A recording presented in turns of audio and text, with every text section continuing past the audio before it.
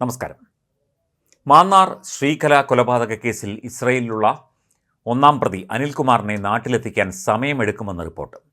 കസ്റ്റഡിയിലുള്ള ജിനു, സോമരാജൻ, പ്രമോദ് എന്നിവരെ വിശദമായി ചോദ്യം ചെയ്യുന്നത് തുടരുകയാണ്. പ്രതികൾ നൽകിയ മൊഴികളിൽ ഉള്ള സ്ഥലങ്ങളിൽ മൂവരെയും എത്തിച്ച് തെളിവെടുപ്പ് നടത്തേണ്ടതുണ്ട്. പ്രതികളുടെ മൊഴികളിലെ വൈരുദ്ധ്യമാണ് പോലീസിനെ കുഴയ്ക്കുന്നത്. ഇന്ന് തെളിവെടുപ്പ് നടക്കുമെന്ന സൂചനയുണ്ട്. വിവരശേഖരണത്തിന്റെ ഭാഗമായി പ്രദേശവാസികളുടെ മൊഴി രേഖപ്പെടുത്താൻ തുടങ്ങിയിട്ടുണ്ട്. മൃതദേഹ അവശിഷ്ടങ്ങൾ കണ്ടെടുക്കാൻ അന്വേഷണ സംഘം കൂടുതൽ സ്ഥലങ്ങളിൽ പരിശോധന നടത്തും. സെപ്റ്റിക് ടാങ്കിൽ നിന്ന് ലഭിച്ച വസ്തുക്കൾ ഫോറൻസിക് പരിശോധനയ്ക്ക് അയച്ചെങ്കിലും ഇനിയും മൃതദേഹ അവശിഷ്ടങ്ങൾ കണ്ടെത്താനുണ്ടെന്നാണ് അന്വേഷണ സംഘം വിലയിരുത്തുന്നത്. അനിൽകുമാറിന്റെ വീടിന്റെ പരിസരത്ത് ഭൂമിക്കടിയിൽ ടാങ്കോ മറ്റെന്തെങ്കിലും നിർമ്മാണങ്ങൾ ഉണ്ടോ എന്നതും പ്രധാനമായും അന്വേഷിക്കുന്നു. ഇയാൾ മേസ്തിരി പണിക്കാരനായതുകൊണ്ട് തന്നെ ഇത്തരം സാധ്യതകൾ പോലീസ് തള്ളിക്കളയുന്നില്ല. ഒന്നാം പ്രതി അനിൽകുമാർ കൊല്ലപ്പെട്ട കലയുടെ മൃതദേഹം മറ്റൊരിടത്തേക്ക് മാറ്റിയതായി പോലീസ് സംശയിക്കുന്നുണ്ട്.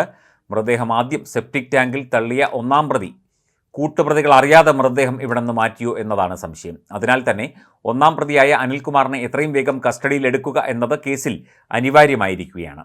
നിലവിൽ ഇയാൾ ഇസ്രായേലിലാണ്.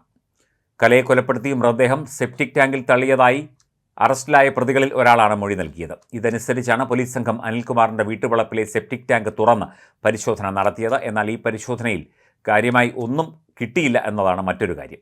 ഇതോടെയാണ് ഒന്നാം പ്രതി അനിൽകുമാർ മൃതദേഹം മാറ്റിയോ എന്ന സംശയം ഉയരുന്നത്.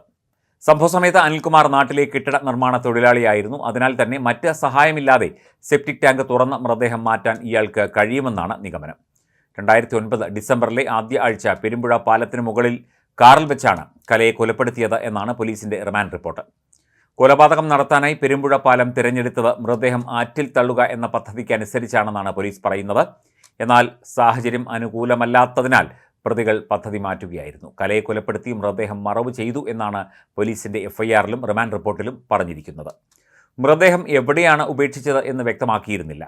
കേസിൽ അറസ്റ്റിലായ പ്രതികളിൽ ഒരാൾ മാത്രമാണ് മൃതദേഹം സെപ്റ്റിക് ടാങ്കിലാണ് ഉപേക്ഷിച്ചത് എന്ന മൊഴി നൽകിയത്. ഇതനുസരിച്ചാണ് പോലീസ് സംഘം കഴിഞ്ഞ ദിവസം പരിശോധന നടത്തിയത്. എന്നാൽ അസ്ഥികളോ തലയോട്ടിയോ ഇവിടെ നിന്ന് കണ്ടെടുക്കാനായില്ല എന്നാണ് സൂചന.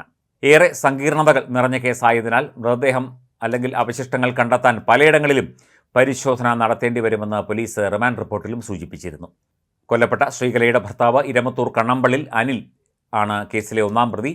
ഇപ്പോൾ അറസ്റ്റിലായ ബാക്കി 3 പ്രതികളും ഇയാളുടെ ബന്ധുക്കളാണ്. രണ്ടാം പ്രതി ജിൽ ഭവനത്തിൽ ജിനുവും 4ാം പ്രതി കണ്ണമ്പള്ളിൽ പ്രമോദും അനിലിൻ്റെ അച്ഛമ്മയുടെ സഹോദരിമാരുടെ മക്കളാണ്. 3ാം പ്രതി കണ്ണമ്പള്ളിൽ സോമരാജൻ അനിലിൻ്റെ ഏക സഹോദരിയുടെ ഭർത്താവും. അനിലും ജിനുവും നേരത്തെ ഒരുമിച്ച് കെട്ടിട നിർമ്മാണ കരാർ ഏറ്റെടുത്ത് നടത്തുകയായിരുന്നു. പിന്നീട് ഇരുവരും വെവ്വേറെ കരാറുകാരായി. പ്രമോദ് ഡ്രൈവർ ജോലി ഉൾപ്പെടെ പല തൊഴിലും ചെയ്യുന്നയാളാണ്. ഭാര്യ വീട് ആക്രമിച്ചതിൻ്റെ പേരിൽ അമ്പലപ്പുഴ പോലീസ് സ്റ്റേഷനിൽ ഇയാൾക്കെതിരെ കേസുണ്ട്. സോമനും കെട്ടിട നിർമ്മാണ തൊഴിലാളി തന്നെയാണ്.